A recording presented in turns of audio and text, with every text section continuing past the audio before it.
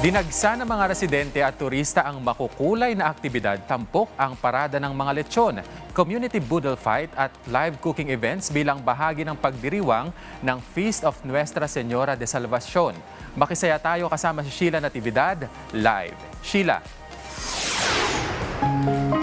Kenneth, kasabay ng pagdiriwang ng Feast of Nuestra Señora de Salvacion ay ang pagbabalik ng La Loma Lechon Festival. Dito yan syempre sa La Loma sa Quezon City na isa sa pinakamakukulay at pinakamasisiglang food festivals sa lungsod.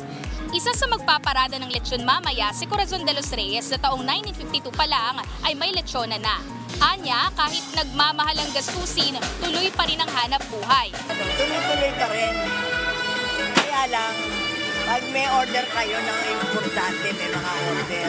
At sa pagdiriwang ng Lechon Festival sa kanilang lugar, nakakaramdam din ng galak si Corazon. Saya naman. Kaya lang maingay. Si Joel naman, first time bumisita rito sa La Loma. First time ko atin ng fiesta rito. At the same time, model kami lechon dito. At syempre, dumayo rin siya para sa boodle fight.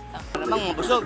Ang mga high blood natin, yari tayo. Binibigyang pugay ngayong araw ng linggo ang mayamang tradisyon ng paglilitsyon at ang kulturang kabuhayan na matagal ng kadikit ng komunidad ng La Loma. At sa mga oras na ito, ramdam ang dagsa ng mga bisita na gumagala sa mga kalye ng La Loma para tumikim at makilahok sa mga inihandang aktibidad. Mula sa food booths hanggang sa live cooking event na nakapupukaw ng atensyon ng mga mahilig sa pagkain. Isa sa mga inaabangang highlight ngayong hapon ng lechon cooking demo na pangungunahan ni celebrity chef Tatong Sarthu, kung saan ipapakita ang iba't ibang paraan ng paghahanda at pagpapasarap ng lechon na tuloy-tuloy na dinarayo ng publiko.